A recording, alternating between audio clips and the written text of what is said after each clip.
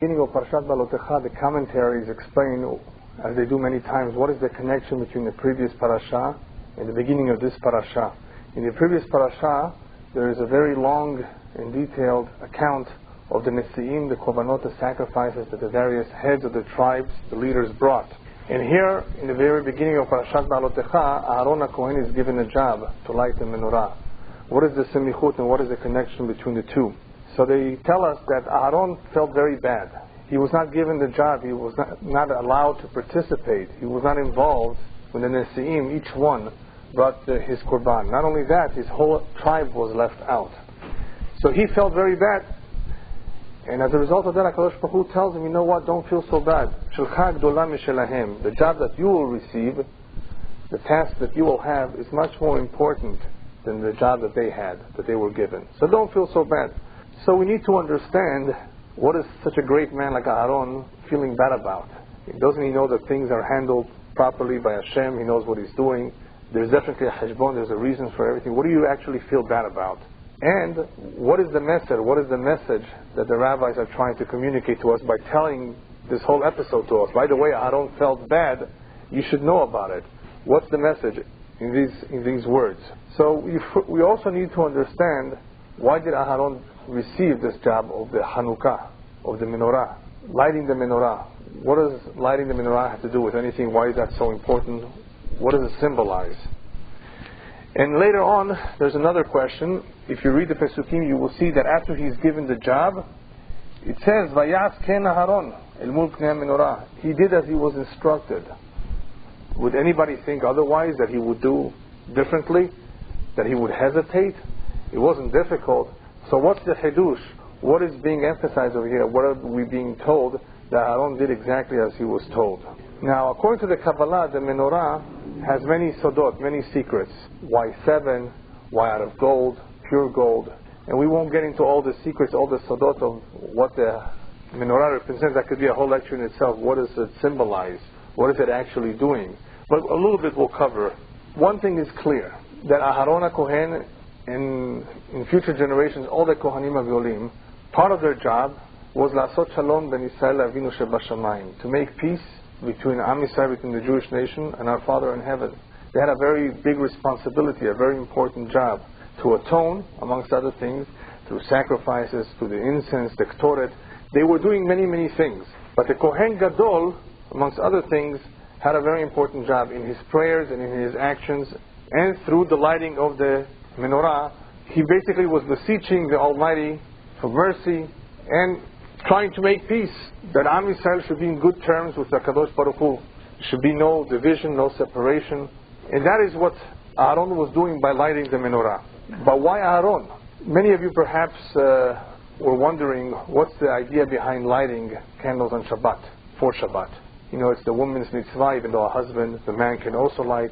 And the rabbis tell us that there are several ideas to it, but one idea is that there should be shalom in the house. There should be peace. What does light have to do with peace? Well, if the house is properly illuminated, people will not fall down, will not get hurt. Remember, back then when there was no electricity, there was a great need to have light. And if you don't have light on Shabbat, when you're supposed to enjoy the meal, the day, the special day, then you're going to be missing in part of the oneg of the Shabbat, part of the pleasure of Shabbat. So in order for there to be shalom bayit, there should be light in the house.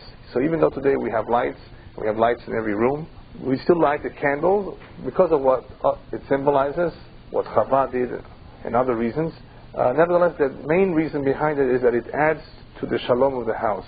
Light somehow symbolizes shalom, whereas darkness, choshech, symbolizes the opposite. It symbolizes balagan, destruction, division. Light symbolizes shalom. So why does Aaron have this job of making shalom, of lighting the menorah, making shalom between Am Yisrael and Avinu Shebashamayim? So I'm going to recall to you the words of Pirkei Avot, where Rabbi Yochanan ben Zakkai asked several of his students to do some research and figure out, of all the midot tovot, of all the good characteristics that exist in the world, what should one pursue the most? Where should what should he emphasize?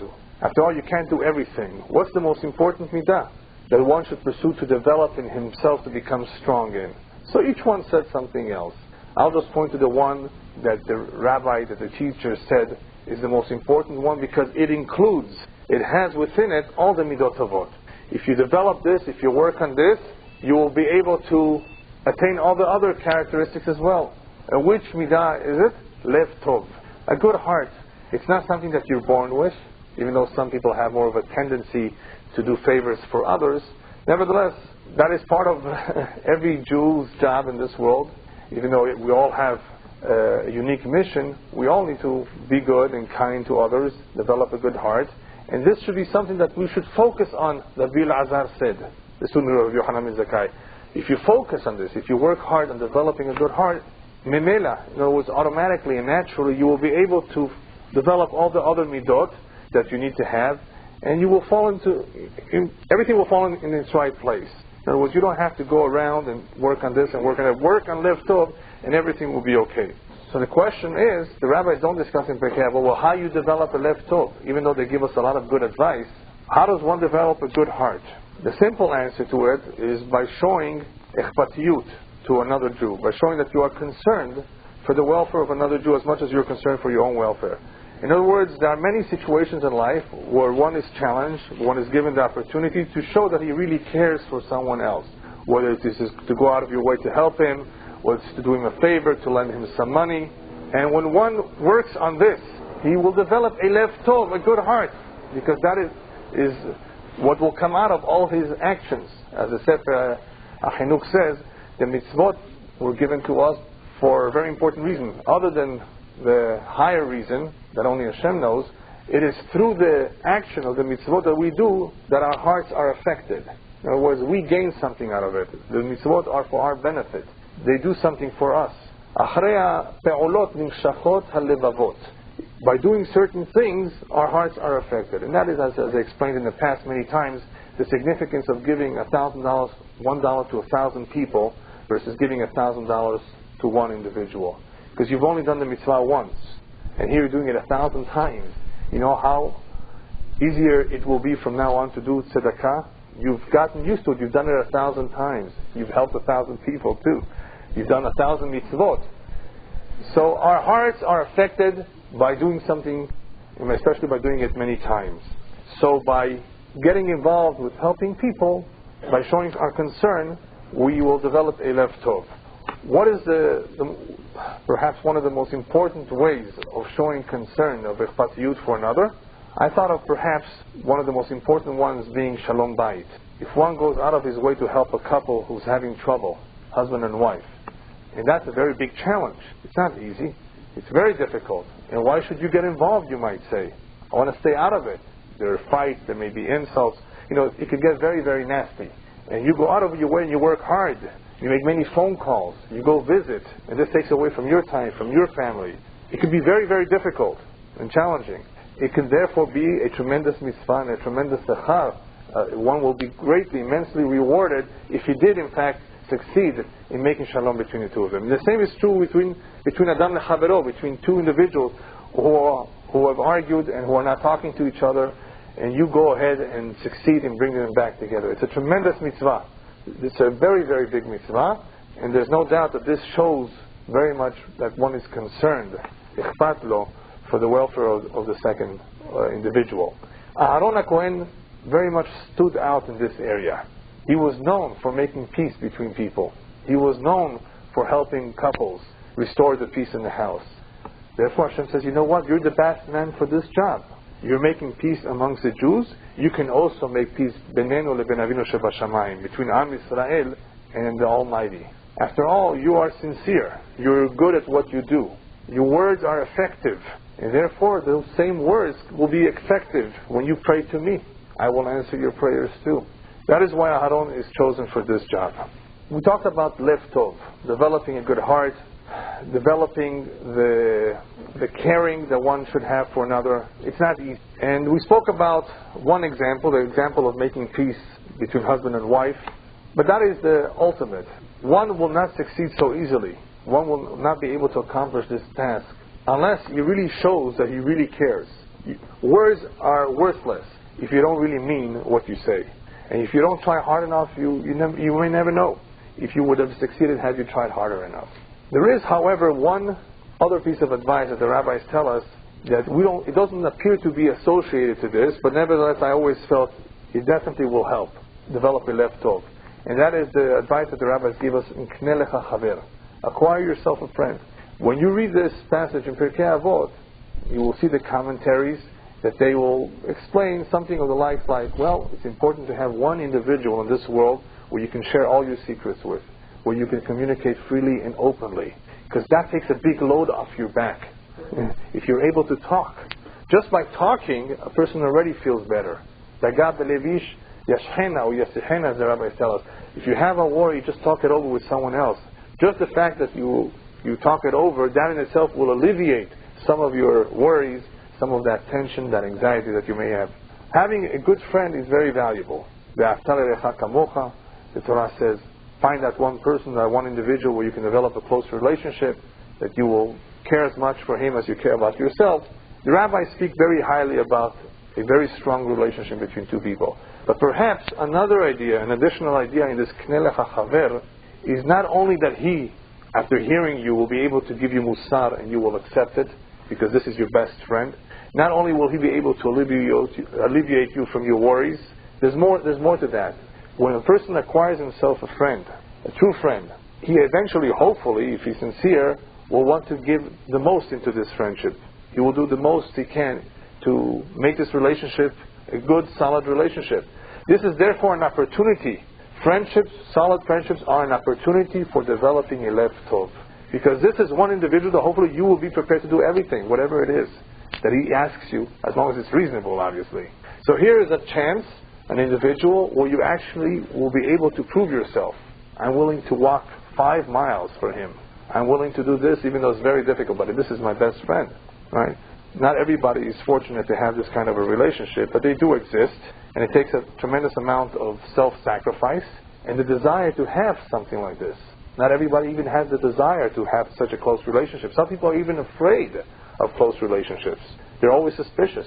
They don't want to trust anybody but themselves. Obviously, everybody needs to develop a relationship from a different angle, depending what his worries are. But it is achievable, and it is something beautiful and important.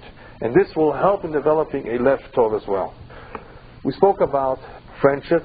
Solid friendships mean selflessness. What's the opposite of selflessness? Selfishness. Somebody who's very, very selfish will have a very hard time making good friends.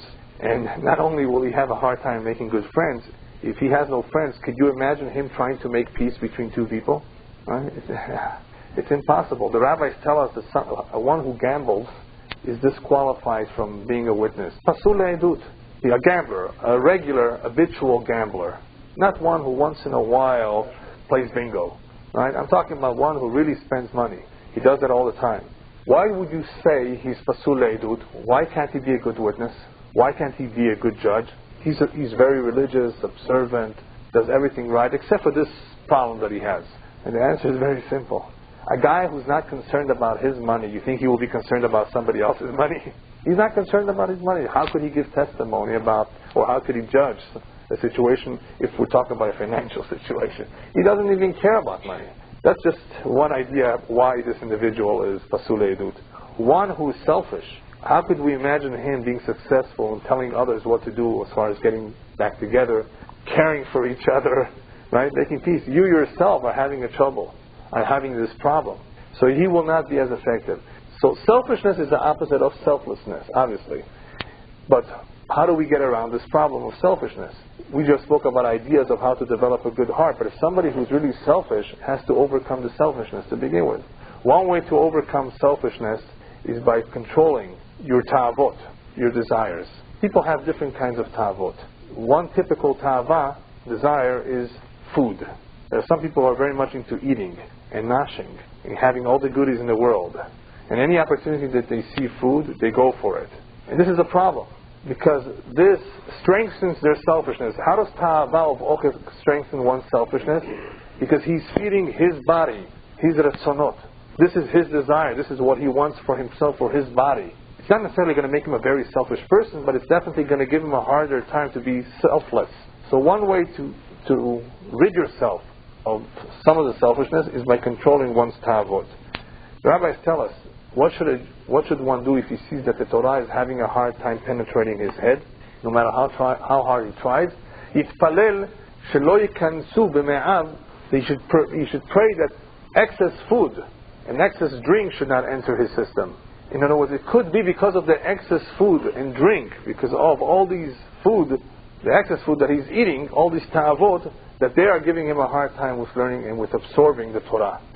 So in other words, instead of focusing on praying, Hashem, help me understand your Torah, focus your efforts on praying that the ta'avot should go away, that you should not have all these desires for the food, which may be also giving you a hard time in trying to grasp the Torah. In speaking about the menorah, getting back to the menorah, we see that there is a lot of other ideas associated with the lighting of menorah. One of them is the kevesh. The kevesh is the ramp. One of them is the ramp that Aharon is told to step on in order to light the menorah. Even though the menorah was approximately 5 feet tall, give or take, and he was much taller than the menorah, there was no need for a ramp to light the menorah. Why is there a mitzvah, therefore, to build a ramp and for Aaron to go on top of the ramp to light the menorah? Several ideas here too. One is to remind Aaron of how important this mitzvah is. Don't take it lightly. Sometimes we think, oh, this mitzvah is something very simple. No. Even though all you're doing is something very simple and small, just lighting the candles. Don't think of it as something simple. This is a very important mitzvah. And how are we reminding you of this fact? You're going on top of the ramp. You're going up the ladder. You're elevated here. This is a very important mitzvah. Another idea here is that the ner, the light, also represents the Torah. Many parents, unfortunately, communicate to the children, college is much more important than the yeshiva. The college degree is what will bring you kavod in life. That PhD, go for that. That is how people will respect you. And the Torah says, no way. The Torah is what gives one kavod. By going up the kevesh to light the menorah, the Torah is telling us this is what gives kavod to the person performing this mitzvah. Not a profession, not a degree. Torah gives the greatest kavod. Aaron was comforted and made feel good that he has an important job. He was also told that this is an important job also because this will be for many generations to come. This is not like the korbanot or the nesiim, a one-time thing. This job that you will have and your children and your descendants will be for all generations. That is during the time, however, that we have a Bet HaMikdash. What will be after the Bet HaMikdash is destroyed? Unfortunately, the Bet HaMikdash was destroyed. How will that mitzvah continue? Anybody want to guess? No, that mitzvah of lighting the menorah on Hanukkah.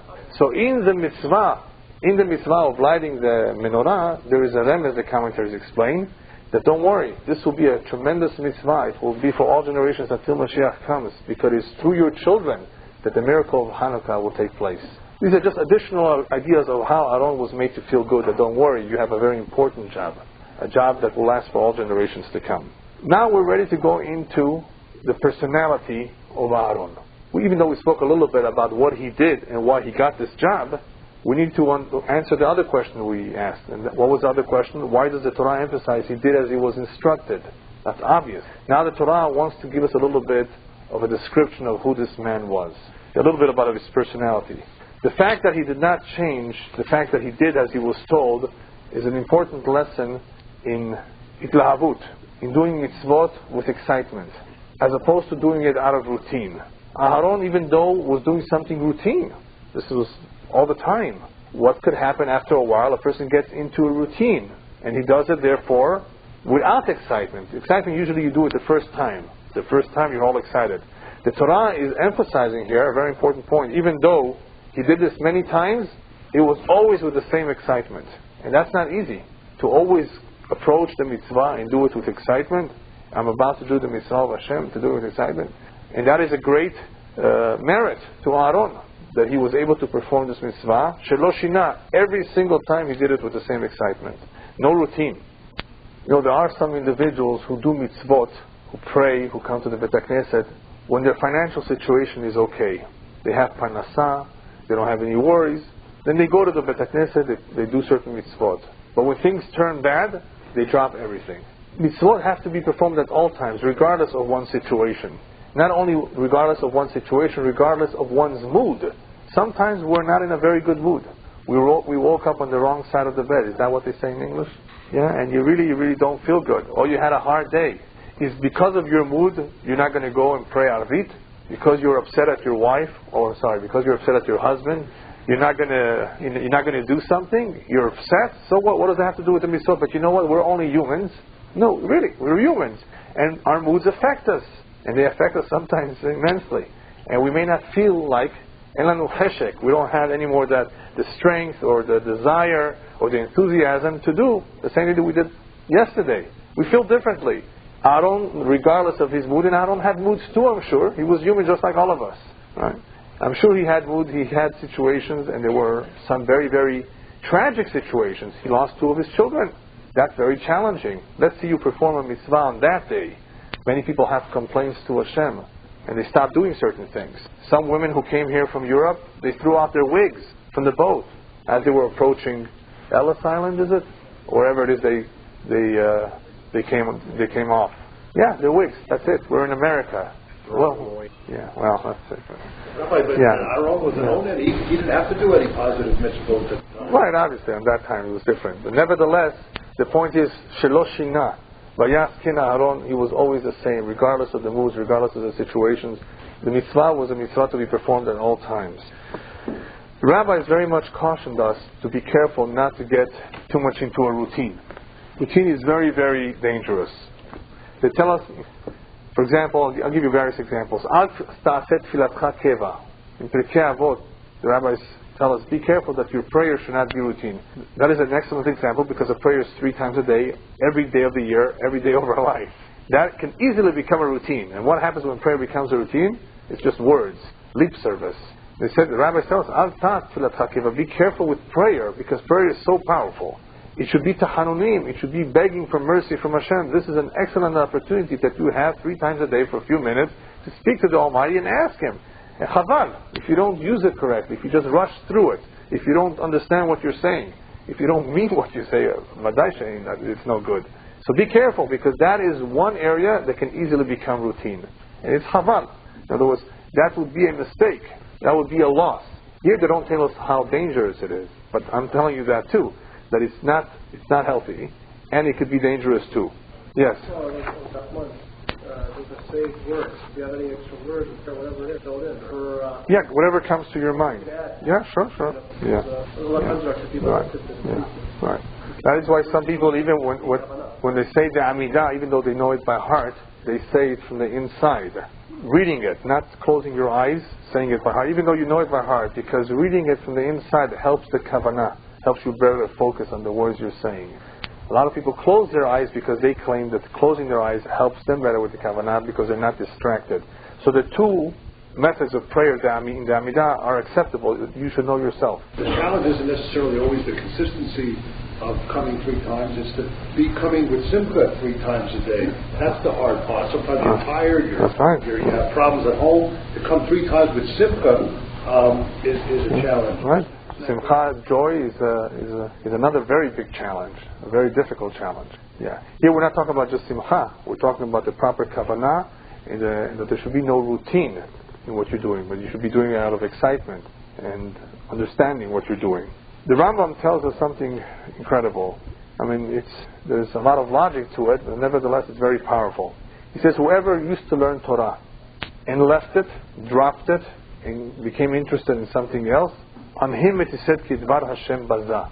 On him we can say the pasuk that he has despised the words of the Almighty. Because he was once attached to the Torah, close to the Torah, he's dropped it, and he has shown more interest in something else.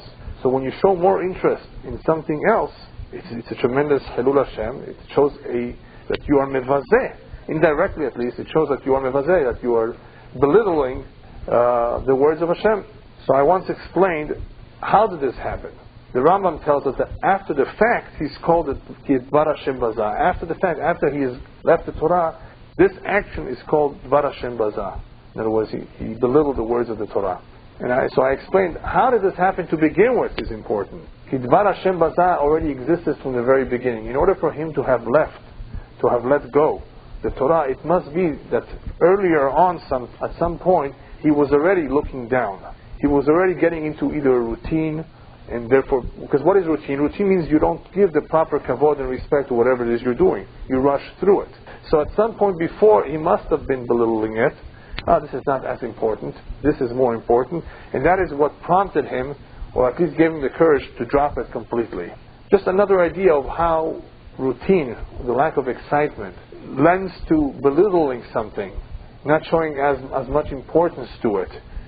And therefore, when you don't show importance to something like Torah, it's called baza. In other words, a bizayon. You're putting it to shame and disgrace.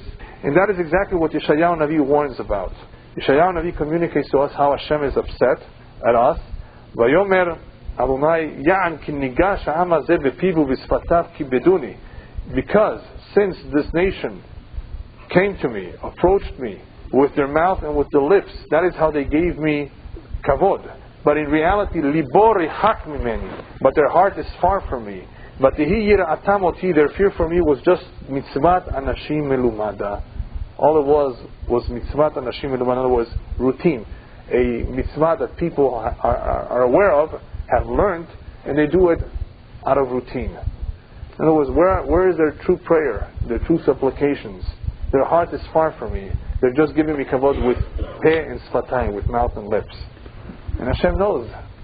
Where is the true kavod? Yes. You said earlier about Ellis Island and people. Yeah. These people that came now, but gave up the film, gave up Shabbat. These Shabbat. There's a Yirat Shemayim. Yeah, I've spoken about this problem in the past quite a few times. Remember, just like a Baal Teshuvah does not become one overnight. It takes him a little bit of time, goes through various stages until he adapts his new way of life, until he embraces the Torah fully. The same is true with one who has let go completely. You don't let go in one night the entire Torah. I mean, that is a very, very extreme situation. Somebody was observant and now he's not completely. It can't happen. Now, as I said before, he first lets go of his kippah, he lets go of the Torah, later he does something else, or he went through a tremendous shock, like many of these people did, the Holocaust, and they let go of whatever little tradition they had.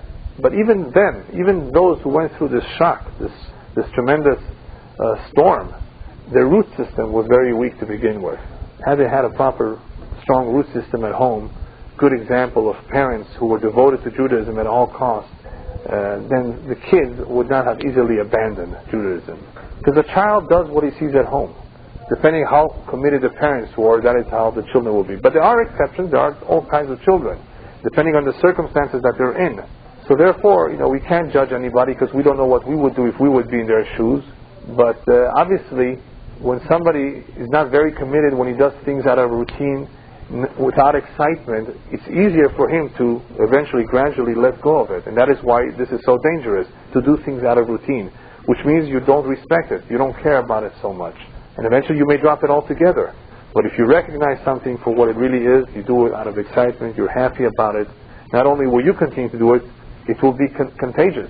Your children and perhaps others around you will also get something from it.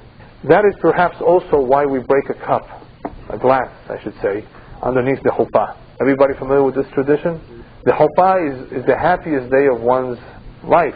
The moment that he's finally met his soulmate, his or her soulmate. And it should be, I think it is the happiest day in one's life.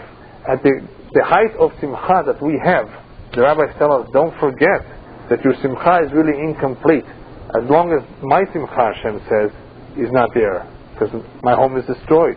You're going to have a home, I don't have one yet. At that moment, at the height of the simcha of a husband and wife, of a chatan and kala, we remember the destruction of the Beit HaMikdash. Why? Why do we need to remember that moment? Why shouldn't we remember it every day? We remember it Tisha B'Av, we remember it Shiva Asar B'Tammuz, we somewhat remember it Asara B'Tevet as well. There are times during the year that we remember the Churban. However, it is important at the height of the simcha to remember it. Because many years have gone by. Many years have transpired. Many of us are far removed from Israel because we live thousands of miles away. We don't see the kotel. We don't see that mosque that would bring tears to many of us if we see it, especially the first time. Right? It's very, very depressing and sad to see it, but we're not there. So therefore, the rabbis tell us, if you don't think about it, if you don't do something about it, you're going to forget about it. There will be no evel, How many people today do you know are very, very sad on Tisha B'Av here in Los Angeles? They fast, Baruch Hashem. They're observant. They don't put on leather shoes. They don't take a shower or bath, even if it's a humid, hot day. They're very careful. But are they very, very sad? Do they really ask Hashem when they say the kinot or when they say Echa, whatever it is, depending on your custom? Do they really say sincerely, Hashem, we're waiting for the Geulah? There's a lack of sincerity. Why is there a lack of sincerity? Because they got used to it. It's routine. Every 9th of Av, every single year, we will say this, and we won't be so sad, unfortunately. You have to force yourself to cry if you need to, because you have to get into it, into the spirit of what happened in Tisha B'Av. Just 100 years ago, I'm sure any one of you who would visit a shtetl, a small village in town in Eastern Europe, or even in Morocco, in Egypt, you go 100 years ago, you would go into a shul in Tisha B'Av, you would see them, most of them would be crying. Yeah, they would. What happened? Why? Anybody want to guess what happened just in 100 years? I mean, if there was a routine, why did if there was a routine, then why did they cry? If there was no routine, then why is there one now in 100 years? I spoke about it, I think, in other lectures or in the video, perhaps. Yeah. No, just 100 years ago. Everything. You have too much Kashmirs today, right? Yeah, very simple. By Shman Yeshurun Vayiv'at. The Torah says when the Jew or anybody, when they become very wealthy and fat, and they become arrogant, therefore they become less sensitive, and of course there's nothing for them to be sad about. And I always talk about this other point. Imagine if Israel today had no problems with the enemy, the economy was great, and there was enough rain, the Kinneret was always full. What do you think would happen? What would you think? No. What do you think would happen to the secular Jew? I should add, he would become even more secular. If that's possible. Sure. Why? Things are beautiful. Things are going fine. They get the message that they don't have to keep anything. They're not getting hit over their back. Everything is fine. The reason why we're having trouble is because Hashem is trying to send us messages that what you're doing is wrong. There's something wrong with what you're doing. Change. Some people are getting the message. That is why we have a lot of Balei Tshuva. They see life is empty. All of the vanities are not worth pursuing. Akol Shek, everything's a bunch of lies. And Baruch Hashem, they have a little bit of intelligence. The others either do not see, or they don't want to admit it. Anyway, the way we got into this is by talking about routine. We have to be very careful not doing things as a result of routine. We break the glass underneath the chuppah at the height of our simcha, when we're so happy. Don't forget. Don't forget Yerushalayim. Don't forget it. It's very easy to forget.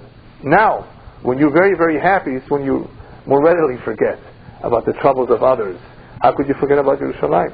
Therefore, the rabbis tell us, force yourself not to forget. Break something. When we gave a shiur about Tamei mitzvot, the reason for the mitzvot, one of the mitzvot we spoke about was the isur, or the law, I should say, for the Kohanim not to exit the Bet HaMikdash during the time of the Avodah. And one of the reasons for that mitzvah is that when one is involved in the Avodah, imagine leaving for a moment, taking a break. What does that show? It shows a zilzul, or a lack of respect for what you're doing. You're so involved right now in an important job. How could you take a break from this? The Kohanim were therefore prohibited from leaving the Bet HaMikdash while the Avodah was going on. Otherwise, try to think, why should there be such a mitzvah? Only because eventually it will lead to a lack of kavod, a lack of respect for the mitzvah. This is so important, you can't take a break right now. So this idea is being strengthened in our mind.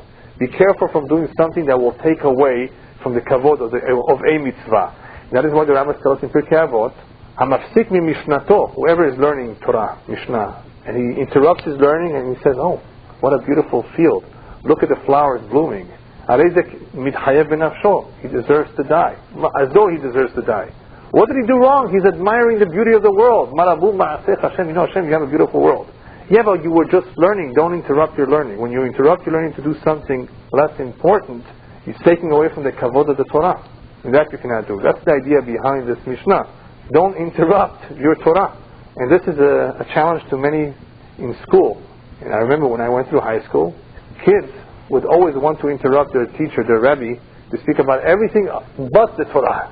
So what do you think of this politician? Who are you going to vote for? And what is going on in Israel? What does it have to do with the Gemara, with the Tosafot, with what we're learning right now? But the Yetzer Hara tries to take away one's attention from what's really important to talk about something which is totally not important. One has to be careful with that. And that leads us to another very, very important area, talking in the middle of davening, talking in the middle of the Amidah, especially in the middle of Shmonesra, or during the Kriyat Torah when one is reading the Torah. Why is it asur? Why is it prohibited? I'd like to say something, because it shows zilzul, a lack of respect for what you're doing. If you're willing to talk to somebody while you're talking to Hashem, that's tremendous zilzul, lack of kavod, lack of respect. Therefore it's prohibited, for the same reason. What is that? During Kazarana shots. Yeah, in those parts that it's prohibited. Okay, so right now we've covered a certain part of Parashat Behaalotcha. I'm going now to the second part. The second part is a fascinating part. If you read Parashat Behaalotcha carefully, you will find that there are arba kvutzot, 4 groups of individuals in this parasha. Let me describe to you briefly each one. Group number 1 are those who were unclean, and because they were unclean, they could not bring the Korban Pesach. And they complained to Hashem, Lama nigara, why should we be left out? We want to bring the Korban Pesach too. Okay? So they wanted another chance to bring the Korban Pesach, and because of them, Hashem says yes. If they have a good excuse, they were unclean because they were burying somebody, that is how they became unclean. There's something called Pesach Sheni. Fine. Okay, that's one group. Second group, the Zekenim. The Zekenim, they were the elders, that Hashem says, I want these group of people to help you, Moshe. Take some of the load off you. These are special people. They are the Zekenim, the elders. They will help you out. Who were these elders? They were the Shotrim. They were the policemen in Egypt. Paro appointed Jewish policemen to make sure the Jews get the work done. And who were they? These policemen? They were very, very special people. Because even though their job was to make sure the work gets done, they did not hit their brethren. They were very careful. They were very sensitive. And because of that, Hashem says, they will be the Zekenim. I choose these Shotrim, who are in a very, very uncomfortable, awkward situation. Nevertheless, they control themselves very well, and they showed compassion for their brothers. They will be the Zekenim. This is the second group of people that stand out in the parasha. These 2 groups are positive. Now we have 2 negative groups. Group 1 of the negatives, Hamit Onenim. You had a bunch of Erev Rav, a bunch of individuals who started complaining about nothing. You know, some people just complain for no real reason, or we had them in the Midbar too, in the desert, complaining. And then you had a 4th group of troublemakers called the Asafsuf. Hitavu Ta'ava. They wanted to eat meat. Zacharnu Zadaka. We remember the fish in Egypt. We remember the onions. A bunch of lies. It was not true. They did not have all that they were saying they had in Egypt. Let's go back to Egypt. A bunch of troublemakers. Negative people. It's interesting here because you have 2 positive versus 2 negative. The 2 positive groups, what are they showing? A desire to do good, a desire to do a mitzvah.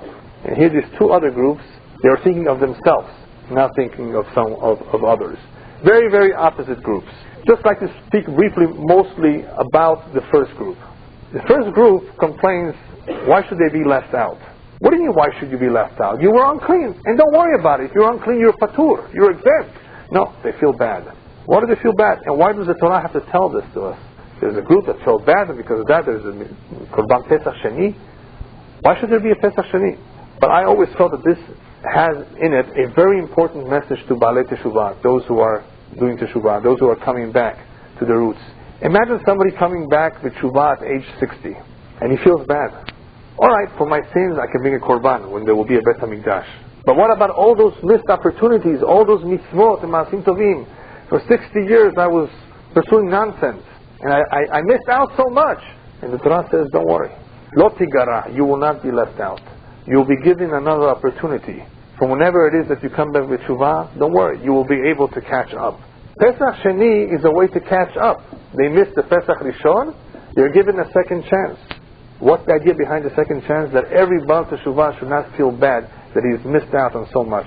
Of course, many years have gone by, you did stupidities, shtuyot, and you pursued all the vanities in the world, but Hashem says, you know what? You can start from now, and you will not be left out. I think that's a very important message. Another idea behind Pesach Sheni is Machshava Tova. The rabbis tell us,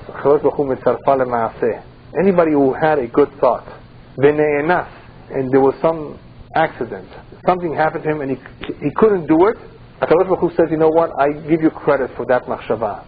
For the thought alone, even though a thought is never like a maaseh, some say that the meaning is HaKadosh Baruch Hu mitzarfa lemaaseh, he will add that thought to some other maaseh. Either way, you will get credit for your thought alone. Machshava ra'ah, bad thoughts Hashem does not punish for, unless it's machshava avodah zarah, thoughts about idol worshipping. But machshava tova, Kadosh Baruch Hu, because of His kindness to us, gives us much more credit for good thoughts. Why? Why is a good thought so powerful that we get credit even just for having thought about it? And for some reason, we couldn't carry out our plan. The reason is as follows. The rabbis tell us, L'olam yargiz adam yetzer tov al yetzer hara.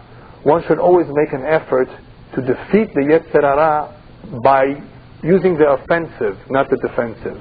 When you are on the offensive, your chances of winning are better. 6-day war, everybody remember? We went out on the offensive, and Baruch Hashem, Kadosh Baruch Hu helped us, and we won.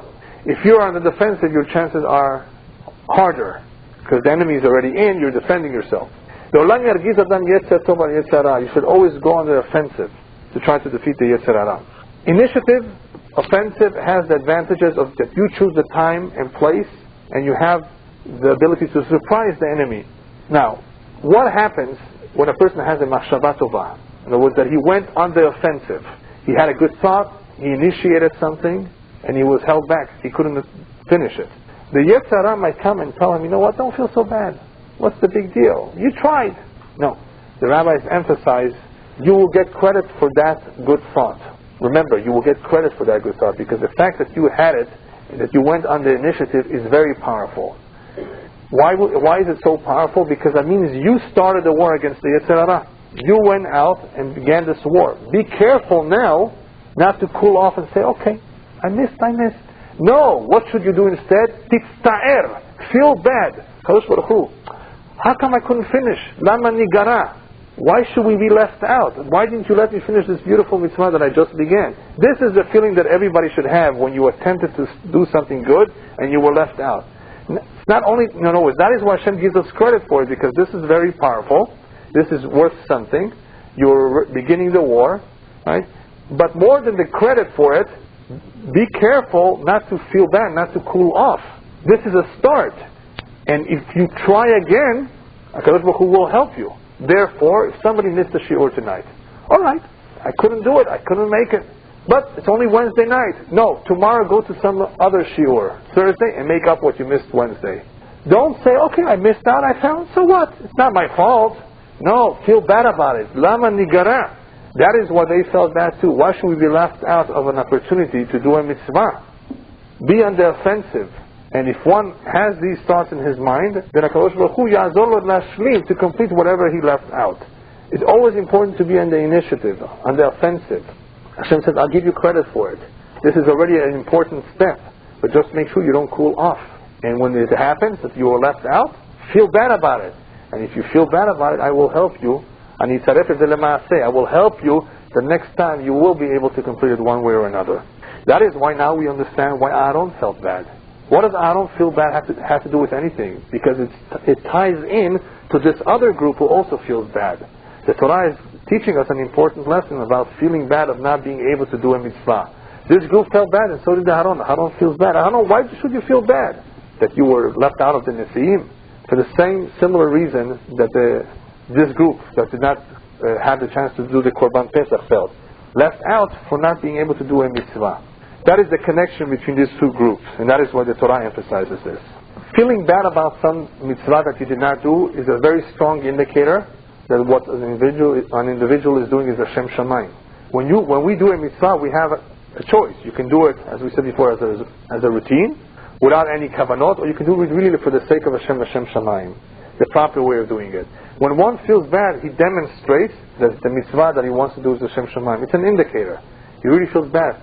That's the perfect way of performing a mitzvah. Like as the pasuk says, "Tame'an nafshi lelokai," I'm thirsty for Hashem, thirsty to do the will of Hashem. It shows that he's excited, he wants to, and he wants to do it for the real reason. I'll tell you a quick story with the Gaon of Vilna.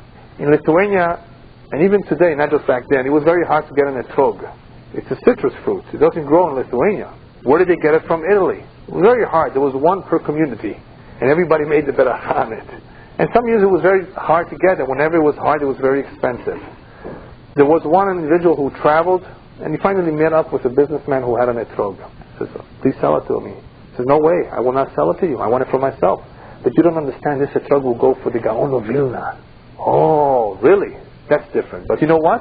I have one condition. I'll sell it to you for the Gaon of Vilna, on condition that I get the reward for the mitzvah that he performs. So the guy felt bad, but he bought it anyway. He goes to the Gaon of Vilna. The Gaon of Vilna is very happy, and he sees that the guy is sad. The one who brought him the Torah. What are you sad about? Says, I didn't tell you, but the only way I could buy it is on condition that you don't get the reward for doing the mitzvah. He gets it. Baruch Hashem, you made my day. This is the happiest Sukkot of my life. I will once be able to perform a mitzvah l'shem shamayim, not for the reward, not in anticipation of fulfilling of the reward, but truly for the sake of Hashem. Thank you very, very much. You see, l'shem shamayim. The pasuk says, "Tov lagever sheisa ol b'neurav." It is a very good idea if you want to get your child used to assuming responsibilities, doing things for the right reason. Start him off young. Give him responsibility. Give him an ol b'neurav. Give him responsibilities when he's young. Because these responsibilities that we give children, sometimes we don't want to make it hard on them. But these are responsibilities that will make him more serious, more devoted, more dedicated to do this mitzvah. And hopefully, eventually, when he's older, it will remain with him. The time to start is when one is very, very young. Get him trained to doing things for the real reasons. Train him to become serious. Give him responsibilities. But something else will happen. When one does something for a long time, the commentaries explain that really the Kabbalah gets more into it. The body alone does it.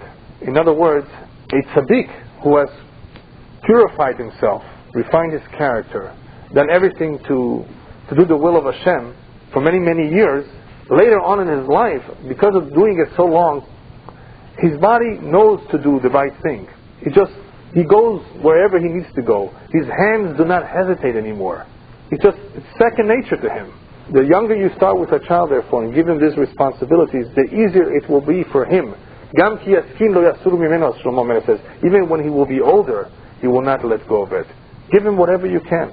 These responsibilities help build one's personality by making him more serious in realizing that this is something important. I want to finish with just another point. By the way, when Aaron was excited to do the menorah, to light the menorah, I think I saw this other explanation is because of his involvement with the Egel HaZahav, with the golden calf. Because he was involved there, he wanted to show excitement for lighting the menorah. Sometimes there's an accusation against an individual when he shows excitement about vanities in life and does not show any excitement for fulfillment of mitzvot. He buys himself the most expensive furniture, but for Jewish education he doesn't spend a penny. At least let there be a balance. You like a good car, you want to have a Lexus, okay, then at least spend the same for mitzvot. Aaron here did it with tremendous itabu, with tremendous excitement, also because realizing that he had to be metaken to atone for what he did with the Egel. So, besides the bezrizut, he showed commitment and excitement. Rabbi Shlomo Miradomsk says about the words Lama Nigara, this group of people who felt so bad that they were left out. He says, imagine, this group of people felt so bad for missing out on a mitzvah, and because of the way they felt, Hashem gave Am Yisrael another mitzvah, Pesach Sheni. They were successful in convincing Hashem to giving them a second chance. Imagine if we pray to Hashem and beg Him, Lama Nigara, why hasn't Mashiach come? Why should our generation be left out? If we were to beg as much and feel so bad that He has not come, He would for sure come. For sure. We have to feel just as bad.